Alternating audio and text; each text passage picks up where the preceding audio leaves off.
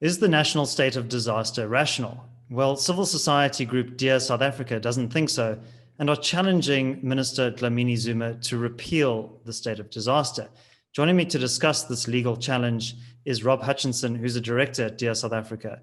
Rob, welcome to the CRA channel. Could you give us some background as to how we got to this point in terms of the legal challenge itself? Sure, David. Thanks for having me on. It started some time back when we issued a couple of letters to the minister on various other challenges, challenging the regulations associated to different lockdown levels. And we had a few successes there, particularly two. And then when the minister announced the extension on the 15th of last month, we had a look at this and couldn't find any reasonable reason for the extension, and requested the data or the reasons behind the extension in a letter addressed to the minister. To date, we've had no response from her, not that we expected one, and so from we gave the minister until the 30th of last month to respond. She hasn't responded, so we are now compelled to seek relief to obtain the data for the reasons behind the extension in the High Court. What are some of the arguments that you make in your submission to the court in terms of the necessity for repealing the state of disaster? It's relatively simple. We're trying to keep it as simple as possible, not to confuse matters and going into too much detail. That way we hope to get a success. The main reason is obviously requesting the data behind it, and based on the fact that when the initial state of emergency was, the initial state of disaster was announced, we didn't have enough data. We were uncertain about the capacity of our healthcare systems, and we didn't know much about the virus as such, or the pandemic, or how it would spread. Situation has changed dramatically over the past 7 to 8 months. We know a lot more now, and our healthcare facilities have not been flooded in any way. Many of them have remained unused. The emergency healthcare systems or healthcare facilities haven't even been overwhelmed in any way. We haven't seen the surges as expected. The numbers are far lower.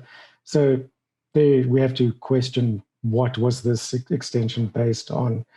So it's about obtaining the relative data compared to the current situation now, as it was compared to the decisions made right at the beginning. So Rob, do the announcements that were made by President Ramaphosa to soften some of the lockdown level 1 regulations, do they change the argument at all? Does that still necessitate you to take the legal route that you're taking?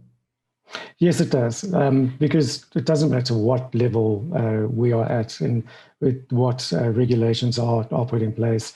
Our argument here is that if the country is still in a state of disaster, it gives government absolute power over many aspects of ordinary citizens' lives, and challenges constitutionality of the basis of our constitution. And the minister can change that at any time, put down stricter measures, introduce new regulations, and the minister is actually free to do that under this current state of disaster. So our challenge is to remove the state of disaster, perhaps move it into a different system where we can manage healthcare and all the other issues related to that. But leaving the country in this state of disaster is a very dangerous situation, because it basically places our country into a dictatorship managed by one, two, or a handful of ministers. So Rob, what policy recommendations would you make to government in lieu of a state of disaster in order to meet the challenge of the COVID-19 pandemic? Parliament must definitely be given more oversight over such decisions and regulations that are formed around us. We can't leave it up to a group of officials or a quickly formed committee, which is advised by not untrustworthy data. We've got to put every decision out through the parliamentary process, where it's open for debate and even involve the public in that debate. So groups like Pandata and yourselves can actually have a say in that to offer a constructive point of view. It's definitely the process that affects all South Africans from all walks of life and all points of society. So they need to have a say in the different situations that affect them. Well, thank you very much, Rob. I think this is a very important step in terms of ensuring transparency and accountability in terms of government's response to the COVID-19 pandemic. My name is David Ansara. Please do remember, like this video, subscribe to the channel, and also check out the link in the description below to our 30-day free trial. Until tomorrow at 7 a.m., take care.